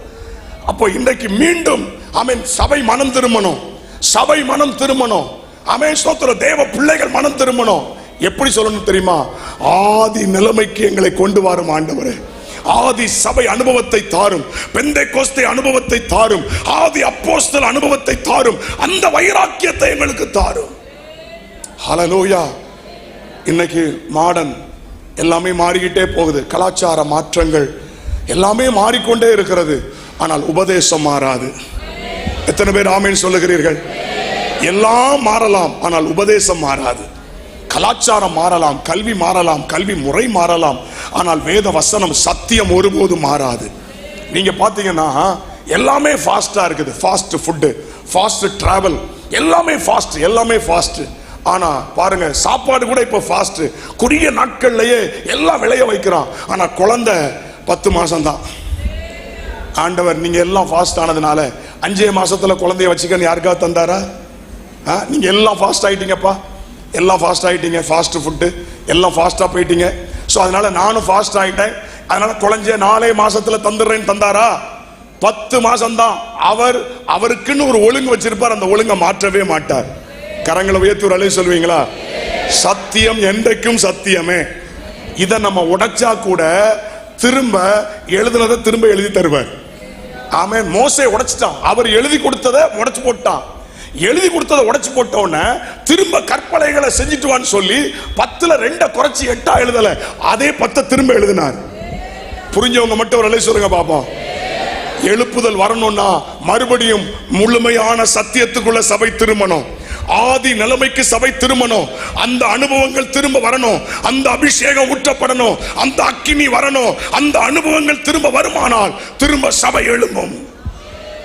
அல்லேலூயா. அதுக்காகத்தான் நம்ம ஜெபம் பண்ணிட்டு இருக்கிறோம். அதுக்காக தான் இவ்வளவு பிரயாசம். அதற்காக தான் பிரயாசம். மறுபடியும் ஒரு எழுப்புதல் வந்துடாதா? மறுபடியும் சபை எழும்பி விடாதா? மறுபடியும் ஒரு உயிர் மீட்சி வந்து விடாதா? சபைகள் எல்லாம் இன்றைக்கு ஆண்டவரை ஆதி நிலைமையை அக்கினியை இழந்து கொண்டிருக்கிறது. ஒரு பாரம்பரியங்கள் மாறிவிட்டதே. ஆண்டவரே, ஆதி அனுபவத்தை திரும்ப தாரும். ஒரு ஆமீன் சொல்லுவீங்களா? சபை மறுபடியும் அக்கினி பற்றி எரிவதாக, எப்பொழுது பலிபடத்தில் அக்கினி எரிந்து கொண்டிருப்பதாக, இயற்கைக்கு அப்பாற்பட்ட அற்புதங்கள் நடப்பதாக, திரள் கூட்ட ஜனங்கள் கர்த்தரே தெய்வம் என்று பணிந்து கொள்வார்களாக. அல்லேலூயா. அப்ப மறுபடியும் ஆமென் ஸ்தோத்திரம், அந்த அதிசயங்களை கர்த்தர் செய்வார். எத்தனை பேர் இதை விசுவாசிக்கிறீங்க? அப்போ உணர்வடையணும், மனம் திருமணும். ஸ்தோத்திரம். லூக்கா 16ஆம் அதிகாரம் 27 முதல் 31 வரை குறித்துக் கொள்ளுங்கள். வாசிக்க வேண்டாம். ஆமென் ஸ்தோத்திரம். ஊழியக்காரன் சொல்றதை கேட்டு மனம் திரும்பலன்னா பரலோகத்திலிருந்து ஒருத்தன் வந்து சொன்னாலும் கேட்க மாட்டாங்க. அதான் அர்த்தம், வேற ஒண்ணும் இல்லை. ஊழியக்காரன் பிரசங்கிக்கிற ஊழியக்காரனுடைய வார்த்தைக்கு செவி கொடுக்காவிட்டால், மரித்த ஒருத்தன் உயிரோடு வந்தாலும் என்ன செய்ய மாட்டாங்க? கேட்க மாட்டாங்க. அதான் அதனுடைய அர்த்தம். இன்றைக்கு ஆண்டவர்கிட்ட கேட்கணும், ஆண்டவரே எங்களை ஆண்டவரே மனம் திரும்ப பண்ண உதவி செய்யும். நாங்கள் இழந்த அனுபவங்களை திரும்ப எங்களுக்கு தாரும். இழந்த அனுபவங்களை எங்களுக்கு திரும்ப தாரும். இழந்த விசுவாசத்தை எங்களுக்கு திரும்ப தாரும். இழந்த பரிசுத்தத்தை எங்களுக்கு திரும்ப தாரும். இழந்த ஜெபாவியை எங்களுக்கு திரும்ப தாரும். இழந்த வைராக்கியத்தை எங்களுக்கு திரும்ப தாரும். நாங்கள் இழந்த அக்கினியை திரும்ப எங்களுக்கு தாரும். ஒரு ஆமென் சொல்லுவீங்களா? அடுத்த தலைமுறை தலைகீழ போயிருங்க. பெற்றோர் கவனிக்கல, நீங்க கவனம் செலுத்தலன்னா அடுத்த ஒரு தலைமுறை இயேசுவை அறியாத ஒரு தலைமுறையா எழும்பிரும். இந்த சத்தத்தை கேட்கிற தேவ பிள்ளையே, பெற்றோரே, சபையே, விழித்துக்கொள். அடுத்த ஒரு தலைமுறை கர்த்தருக்காக எழும்பணும். ஒரு யவன ஜனம் எழும்பணும். ஆமென். இன்னைக்கு அடுத்த தலைமுறை சபைக்குள்ள இருக்கா? உங்க பிள்ளைகள் ஆண்டவரை தேடுறாங்களா? பைபிள் வாசிக்கிறாங்களா? ஜெபிக்கிறாங்களா? உங்க பிள்ளைகள் கர்த்தரை தேடுறாங்களா? பிள்ளைகள் டாக்டர் ஆகணும், இன்ஜினியர் ஆகணும், சம்பாதிக்கணும், எல்லாம் ஆசைப்படுறோம். பிள்ளைகள் ஆமென் அபிஷேகத்துக்குள்ள இருக்கிறாங்களா? தேவ சித்தத்தில் இருக்காங்களா? பிள்ளைகள் வாழ்க்கை எப்படி இருக்குது? பிள்ளைகள் சம்பாதிக்கிறதை விட, கோடீஸ்வரர்களா இருப்பதை விட தேவனுக்கு பிரியமானவர்களா இருக்கணும். இதுல கவனம் செலுத்துங்க. ஆராதனைக்கு கூட பிள்ளைகளை கூட்டு வராம டியூஷனா? தேவனை கூட தேடாம பிள்ளைகளுக்கு படிப்பா? தேவ பிள்ளைய முதலாவது தேவனுடைய ராஜ்யத்தை நீதியும் தேடுங்கள், அப்பொழுது இவைகள் எல்லாம் கூட கொடுக்கப்படும். ஹல்லேலூயா. ஆண்டவருக்கு மகிமை உண்டாகட்டும். எனக்கு 2 பையங்களும் முழு நேர ஊழியத்துக்கு தான் ஒப்பு கொடுத்தேன். மூத்தவன் அவன் இப்போ ஃபுல் டைம் மினிஸ்ட்ரியில் என் கூட தான் இருக்கிறான். திருமணம் ஆயிற்று. என்னுடைய சர்ச்சில் எனக்கு அசிஸ்டன்ட் பாஸ்டராக இருக்கிறான். இன்னொரு சபைக்கு பாஸ்டராக இருக்கிறான். 2வது பையன் யூகேல படிச்சு முடிச்சுட்டு எம்எஸ் பண்ணிட்டு வந்த உடனே அவனை முழு நேர ஊழியத்துக்கு ஒப்பு கொடுத்து பைபிள் காலேஜுக்கு அனுப்புறேன். தோத்திர 2 பிள்ளைகளும் ஆண்டுடைய ஊழியத்தை தான் செய்யணும். ஹல்லேலூயா. அவங்க பிறக்கும் போதே ஒப்பு கொடுத்துட்டோம். அவங்கள 2 பேரும் ஆண்டுடைய ஊழியத்துக்கு தான். இன்னைக்கு அவங்களை என்னன்னாலும் படிக்க வைக்கிறதுக்குரிய வசதிகள் இருந்தாலும் என் பிள்ளைகள் கர்த்தருடைய ஊழியத்தை தான் செய்யணும். ஆண்டுடைய ஊழியத்துக்கு தான் அவங்க. அதுதான் என்னுடைய அர்ப்பணிப்பு. ஒரு ஆமென் சொல்லுவீங்களா? என் பிள்ளைகள் கர்த்தருடைய ஊழியத்தை செய்யணும். என் பிள்ளைகள் என்னை விட அதிகமா ஆண்டவருக்காக எழும்பணும். என்னை விட பெரிய காரியத்தை செய்யணும். ஆமென் ஸ்தோத்திரம். ஒருவேளை வருகை தாமதிக்குமானால் என்னை விட என் பிள்ளைகள் 1000 மடங்கு கர்த்தருக்காக எழும்பணும். ஹல்லேலூயா. கர்த்தருக்கு மகிமை உண்டாகட்டும். தேவனுக்கு மகிமை உண்டாகட்டும். மீண்டும் அந்த அனுபவங்களை கர்த்தர் தருவாராக. ஆதி நிலைக்கு சபை திரும்புவதாக. ஆதி அன்பை விட்டா என்று உன் பேரில் எனக்கு ஒரு குறை உண்டு. ஆதி அன்புக்கு திரும்புவோமாக. கடைசியாக உன்னை சொல்லி முடிக்க போறேன். ஆமென். 1 ராஜாக்கள் 8:47 சொல்லப்பட்டிருக்கிறது, வேண்டுதல் செய்து. ஒரு ஆமென் சொல்வீங்களா? உணர்வடையணும், மனம் திரும்பணும். அடுத்தது என்ன செய்யணும்? வேண்டுதல் செய்தால் அவர் சிறையிருப்பை மாற்றுவார். அப்ப அதற்காக வேண்டுதல் செய்யணும், விண்ணப்பம் பண்ணணும். எது வரைக்கும் அப்படின்னா கவனிங்க, முடிக்க போறேன். பதில் வருகிற வரைக்கும், உள்ளங்கை மேகம் எழும்புகிற வரைக்கும், ஆமென், மோசே வர்ற வரைக்கும், மோசையை பார்க்கிற வரைக்கும் அவர்கள் முறையிட்டார்கள். அவர்கள் முறையிடும் சத்தம் தேவ சன்னிதானத்தை முடிச்சிருங்க. தெரியாத அந்த வசனம்? அவர்கள் முறையிடும் சத்தம் தேவ சன்னிதானத்தை எட்டினது. கர்த்தர் சமூகத்துல போய் ஜெபம் எட்டுற வரைக்கும் என்ன செஞ்சிருக்கிறாங்க? கதறிட்டாங்க சிறையிருப்புல. ஆண்டவரை நோக்கி, ஆண்டவரே இறங்கும் ஐயா என்று கதறினார்கள். விண்ணப்பம் தேவ சமூகத்தை எட்டினது. உடனே கர்த்தர் மோசே அனுப்பினார். ஆமென். தேவ பிள்ளைகளே, நாம் ஜெபித்து கதறுவோமானால், நம்முடைய ஜெபம் தேவ சமூகத்தை எட்டுமானால் சிறையிருப்புகள் மாறும். சிறையிருப்புகள் மாறும். ஒரு சின்ன சபையாக ஜெபித்தார்கள், விண்ணப்பம் பண்ணினார்கள். சிறைச்சாலைக்குள்ள இருந்து பேதுரு வெளியே வந்தான். இன்னைக்கு சபை ஜெபிக்கணும். ஒரு ஆமென் சொல்வீங்களா? சபை ஜெபிக்கணும். எப்போதும் சபையில ஜெபம் இருந்துகிட்டே இருக்கணும். ஆமென். என் கூட ஆண்டவர் பேசினது அதுதான். எப்போதும் சர்ச்சில் ஜெபம் இருக்கணும். எப்போதும் சபையில ஜெபம் இருக்கணும். ஜெபத்தை அதிகப்படுத்து, ஜெபத்தை அதிகப்படுத்து, ஜெபத்தை அதிகப்படுத்து. என் கூட ஆவியானவர் திரும்ப திரும்ப அதான் பேசிக்கிட்டே இருந்தார். இப்ப அதிகாலை ஆராதனையை ஸ்ட்ரென்தன் பண்ணிட்டோம். அதிகாலை ஆராதனை அது மட்டும் அல்ல, பெண்கள் ஆராதனை. ஆமென். சோத்திரம். புருஷர்கள் கூட்டம், வாலிபர் கூட்டம், தனித்தனியா ஜெபங்கள். 24 மணி நேரம் ஜெப அறை ஆண்டவர் உண்டாக்க சொன்னார். பகல் முழுசும் பெண்கள், ராத்திரி முழுசும் ஆண்கள் தொடர்ந்து இரவு பகலா ஜெபம்னிட்டே இருக்கிறாங்க. இத்தனை 7 வருஷமா ஜெபம்னிட்டு இருக்கிறாங்க. அல்லேலூயா. எனி டைம் அங்க போனா யாராவது ஜெபம்னிட்டு இருப்பாங்க. ஒன்னு ஆண்கள் லட்ட பெண்கள் ராத்திரி பகலா ஜெபம்னிட்டு இருக்கிறாங்க. கடந்த நாட்களில் தானியேல் ஜெப அறையை உண்டாக்க சொன்னார். டீமா ஜெபிக்க வைன்னு சொல்லி குழுவா ஜெபம்னிட்டு இருக்கிறாங்க. திரும்ப ஆண்டவர் சொன்னார், முழங்கால் ஜெப யுத்த வீரர்களை எழுப்புன்னு சொல்லி 500 முழங்கால் ஜெப யுத்த வீரர்கள் இப்ப எழும்பி இருக்கிறாங்க. சோத்திரம். டீமா சேனையா எழுப்பி சபை ஜெபிச்சுக்கிட்டே இருக்கணும். ஒரு ஆமென் சொல்லுங்க பாப்போம். ஜெபிக்காத சபை செத்து போகும். ஜெபிக்காத சபை செத்து போகும். ஜெபிக்காத சபை செத்து போகும். ஆமென். ஜெபம் தான் ஜீவன். சபையில ஜெபம் இருந்துகிட்டே இருக்கணும். சபையில ஜெபம் இருந்துகிட்டே இருக்கணும். ஒரு ஜெப அபிஷேகம் இருந்துகிட்டே இருக்கணும். அக்கினி இருந்துகிட்டே இருக்கணும். எத்தனை பேர் ஆமென் சொல்லுகிறீர்கள்? சிறையிருப்புகள் மாறும். சபையின் சிறையிருப்பு மாறும். விசுவாசிகளின் சிறையிருப்பு மாறும். ஏன்? இந்த வட்டாரத்தின் சிறையிருப்பே மாறும். ஒரு கூட்ட மக்கள் சபையை தேடி வருவார்கள். அல்லேலூயா. நான் இருக்கிறது சிட்டில கிடையாதுங்க, கிராமத்துல. தூத்துக்குடியில் உள்ளவர் இங்க தான் இருக்கிறார். வேணா கேளுங்க, நான் சொல்றதெல்லாம் அவர்கிட்ட என்ன கேளுங்க. புதுக்கோட்டைங்கிற ஒரு சின்ன கிராமம், மொத்தமே 15,000 ஜனங்கள் வாழ்ற ஒரு சின்ன கிராமத்துல தான் நான் பாஸ்டா இருக்கிறேன். ஆனா சுத்தி 65 கிராமங்கள் இருக்குது. 60 கிராமங்கள் இருந்து கர்த்தர் எனக்கு ஆத்துமாக்களை தந்திருக்கிறார். அல்லேலூயா. ஸ்தோத்திரம். ஆமென். நாங்க சீக்கிரத்துல ஒரு லக்கு வச்சிருக்கிறோம். ஆமென். 7,000 7,000 ரீச் பண்ணணும். 7,000 விசுவாசிகளை ரீச் பண்ணணும். நாம எங்க இருக்கிறோம் முக்கியம் அல்ல. நம்ம நெருப்பா இருந்தால் நம்மை சுற்றிலும் இருக்கிற ஜனங்களை கர்த்தர் கொண்டு வருவார். ஒவ்வொரு ஞாயிற்றுக்கிழமை ஜனங்கள் சபையை தேடி ஓடி வர்றாங்க. அல்லேலூயா. போன ஞாயிற்றுக்கிழமை மட்டும் குறைஞ்சது ஒரு 20 பேர் புதுசா வந்திருப்பாங்க. ஒவ்வொரு ஞாயிற்றுக்கிழமையும் 10, 15, 20 வந்துகிட்டே இருக்கிறாங்க.